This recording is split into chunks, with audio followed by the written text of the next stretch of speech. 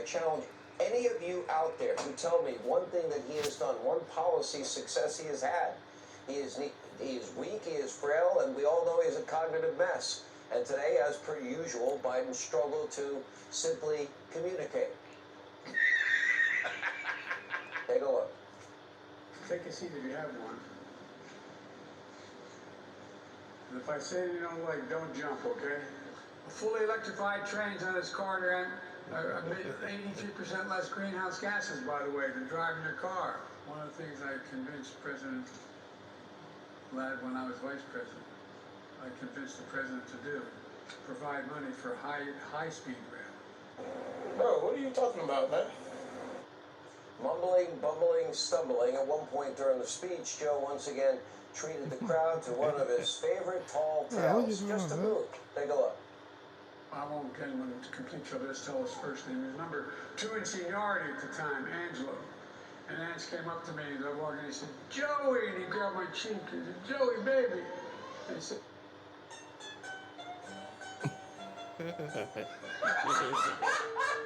all this thing, because that's published in the newspaper that I had traveled 1,200,000 miles on Air Force planes as vice president.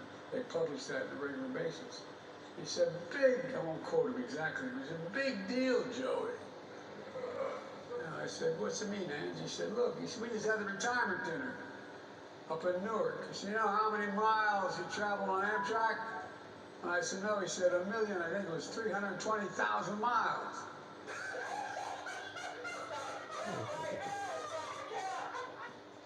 Now, the story has been debunked, and it's not true, but that did not stop Joe from recounting his fake adventures on Amtrak, not once, but actually twice today. In terms of both competency and results, Biden is the single worst president in the modern era. Now, today, a very confused, confounded Joe Biden telling voters that the economy is doing great, in spite of how all of us feel and what we see every single day. Telling us prices are down. Americans have more money in their pockets. Stop the cap. None of which is true. Coming up, we'll break down the latest dismal economic numbers. We'll give you the truth, including what is a sharp spike in the cost of food.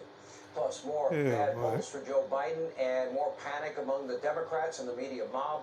But first tonight, breaking, the ceasefire in Gaza has now been extended for 2 more days after 11 more hostages were freed earlier today. The 4th hostage release.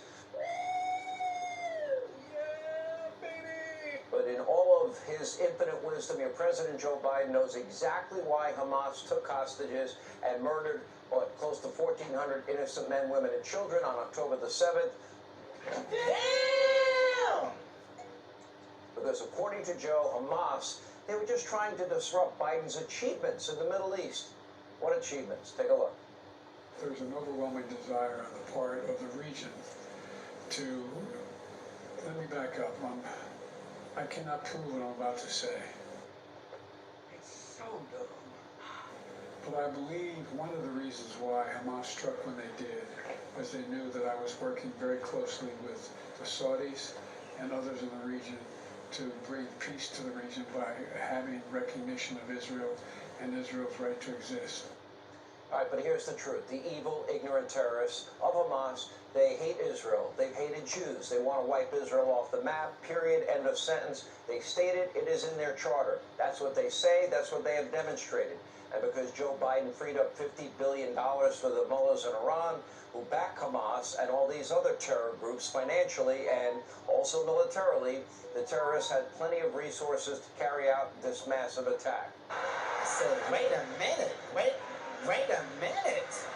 America and the world is less and less peaceful with Biden in charge.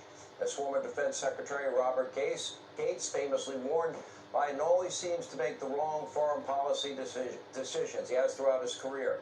And now amid rampant anti-Semitism, Biden is reportedly now apologizing to Muslim American leaders for questioning death toll numbers provided by the terror group Hamas. That is about as weak a pathetic excuse for an American president as I've seen in my lifetime. So dumb, it's brilliant. No! It's just dumb.